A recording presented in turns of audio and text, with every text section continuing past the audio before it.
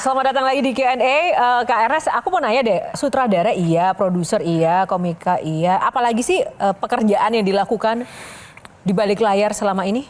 Ya itu produser, sutradara, penulis, Multi komika. talenta banget gitu loh seorang Ernest itu. Apa hal yang selama ini publik nggak pernah tahu tentang Ernest? Pekerjaan lain selain yang memang kita Kerjaan tahu. gue yang orang nggak tahu apa ya? Hah? Ada nggak? Bandung. Apa? Oh, zaman dulu dong itu. Penyiar radio dulu waktu Oh, kuliah. penyiar radio. Waktu kuliah penyiar radio. Kerja kantoran sebelum Tapi stand up. cita-cita aslinya apa? Cita-cita aslinya nggak pernah jelas cita-citanya sih ya dari dulu. Pengen apa gitu dari kecil seorang Ernest gitu nggak pernah? Nggak inget pernah punya cita-cita sih, ngalir aja udah. Lu kuliah HI kan? Kayaknya minoritas zaman dulu nggak pernah punya cita-cita terlalu tinggi deh. Yang penting survive aja dulu. Oh hidup, cita-cita adalah hidup. Yang menarik sempat, saya kira selesai nih Ernest. Karena sempat menarik diri pindah ke Bali. Iya, pindah ke Bali, betul. Dalam rangka? Dalam rangka penasaran Kang Maman. Kalau tinggal jauh dari Jakarta tuh kayak apa sih tenangnya, pengen ngerasain tenangnya. Karena periode abis stand up Kompas TV dan segala kesebut lagi brand orang, sorry ya. Nggak apa-apa. Karena dari periode abis stand up komedi itu 2 tahun itu kan apa ya, hektik gitu. In a good way ya, karirnya jalan dan sangat sibuk sekali kayak tiba-tiba sama istri lagi ngobrol iseng gitu. Karena kita suka tempat liburan kita paling sering ke Bali gitu. Apa kita tinggal aja sekalian sana, yang ngontrak rumah cobain. Dan kita coba tinggal di sana. 3 tahun kita tinggal di sana. Oke. Gitu. Jadi tenang sih, enak. Tadi kan bicara soal penasaran. Yang kedua karena Ernest tadi juga sempat menyebut brand toko sebelah. Jadi kayaknya harus ada sanksi deh. Sanksi moral. Bridging-nya bagus lagi. Gila. Bridging. Betul. Iya dong. Ya. Udah nge-MC debat capres juga nggak sih ini? Enggak ya? Karena itu sanksinya untuk menjawab pertanyaan penasaran aku, kita kangen banget sebenarnya pengen lihat seorang Ernest sekarang masih bisa stand up nggak sih? Aduh. Masih lucu nggak sih? Atau ternyata udah garing atau gimana? Atau seperti apa gitu? Mau dong, tepuk tangan dong buat Ernest.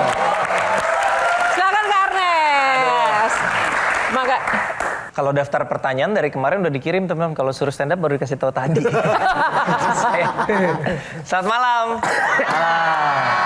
Ini masih pada umur-umur belasan ya? 20 ya. Kepala dia udah kepala 2 juga. Umur saya tahun ini 43 tahun. Kalau udah 43 tahun gini tuh kita cari kebahagiaan tuh dari hal-hal kecil aja. Kebahagiaan-kebahagiaan kecil gitu. Bisa sama yang seumuran kalian ini nggak dipanggil om aja udah seneng banget rasanya gitu. Kayak dipanggilnya koh aja udah kayak ada selebrasi kecil di dalam hati gitu. Kayak yes, gue nggak dipanggil om gitu. Kayak small win. iya, seneng small win gitu. Jadi saya sudah 43 tahun. Anak saya baru masuk SMA. Perempuan. Ya namanya anak SMA adalah deket-deket sama cowok gitu kan. Saya sebagai bapak ya kan mulai was-was. Suatu hari dia deket sama cowok. Saya bilang sama dia, nak, kayaknya orang yang lagi deket sama kamu nih menurut papa agak red flag deh. Kan kita harus nyesuaiin sama bahasa mereka kan. Tahu nggak jawaban dia apa? Jawabannya gini, papa, semua cowok juga red flag. Tinggal pilih aja mau red flag yang kayak gimana.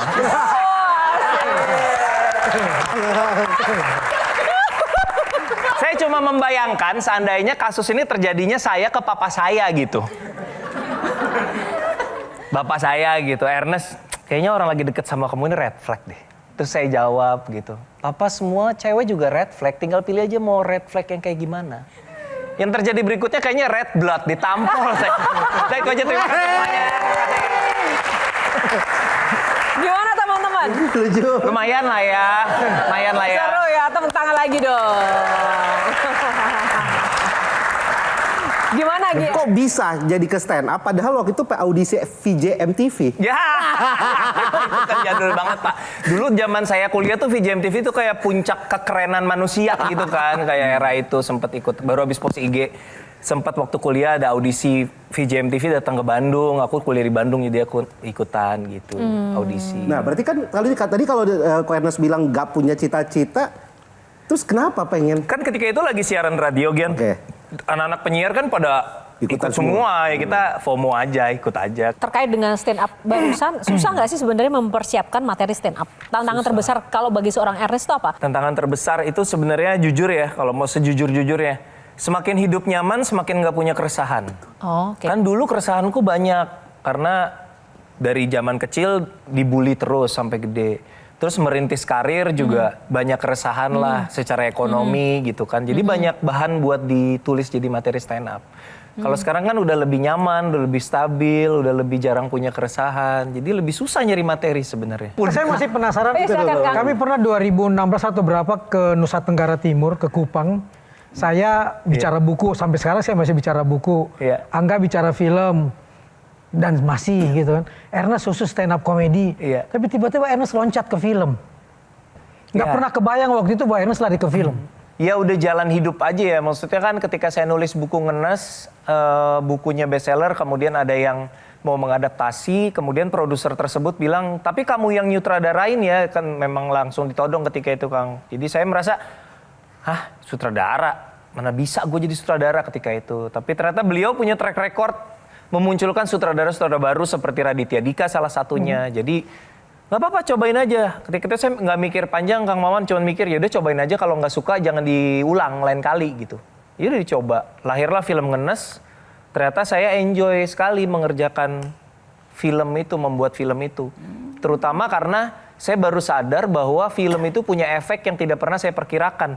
Jadi buat teman-teman yang nggak tahu, Ngenes itu adalah film yang berdasarkan buku yang dari kisah hidup saya. Tentang dibully dari SD sampai SMP.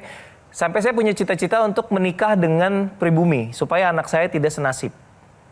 Oh sorry, jadi dibulinya itu lebih kepada ras tadi ya, Sara? Verbal, karena etnis ya. Oh etnis, sorry. Oke. Nah ketika filmnya tayang, Kang Maman mungkin belum tahu cerita ini. Ketika filmnya tayang, saya dapat banyak message permintaan maaf dari teman-teman SMP. Apa yang dirasakan waktu itu ketika dapat message itu? Para pembuli dia. Iya. Jadi kita kan ada grup itu BBM apa udah WhatsApp ya lupa lah. Pokoknya ada grup lah, ada BBM mungkin. Sebagian ada yang japri, sorry ya kalau dulu kita ngebully, ternyata segitunya ya gitu. Iya segitunya memang gitu. Dan Pesan moralnya apa? Pesan moralnya adalah bahwa film itu bisa mengubah hidup orang dan mengubah perspektif orang. Bukan cuman film komedi bahkan, bukan cuman bikin ketawa. Tapi film komedi itu komedi itu hanya cara menyampaikannya aja komedi. Tapi sebenarnya di dalamnya itu message itu serius banget gitu. Nah, yang menarik dari Ernest itu kalau aku amatin, aku nggak pernah absen ya dari film-filmnya Ernest by the Terima way. kasih banyak. Karena filmnya itu agak unik gitu. Uniknya gini, value-nya itu sangat kental tentang keluarga, tentang cinta, tentang sosial, kasih sayang. Bahkan kadang kita itu tidak pernah mendapati sebuah konflik yang dramatis, semuanya natural, ya kan, mengalir begitu aja. Itu apa sih yang dipegang teguh untuk bisa menghasilkan karya dengan model yang begitu?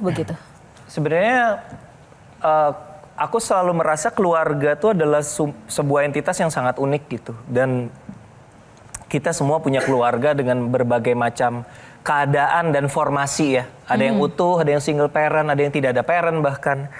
Dan aku merasa itu sebagai sumber cerita yang nggak pernah habis gitu. Jadi kalau misalnya kita bisa cerita sesuatu yang dekat, kenapa harus cari yang jauh-jauh sih? Nah biasanya sumbernya itu dari pengalaman sekitar, buku, medsos, novel atau apa? Pengalaman atau pengamatan? Pengamatan. Oh ya, kalau cek toko sebelah kan buatku deket sekali karena aku dari kecil mamahku memang punya toko sembako. Walaupun aku nggak disuruh nerusin, tapi aku tumbuh besar di sebuah toko sembako. Jadi tahu keadaannya seperti apa. Mudanya kenapa? Kok miring ini? Lobet. Wow. Old money. Saya kalau lobet beli baru.